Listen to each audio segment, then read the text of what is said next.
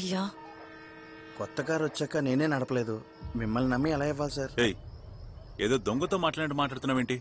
పోలీసులు అంటే మీకు ఫ్రెండ్స్ లాంటి వాళ్ళు. అదేరే మావా నేను చెప్పేది, కానీ ఏయ్, ఆయన పోలీసు ఫ్రెండ్ అన్నాడని మావా అన్నాను, కావాలంటే ఆయన్ని పిలవమను.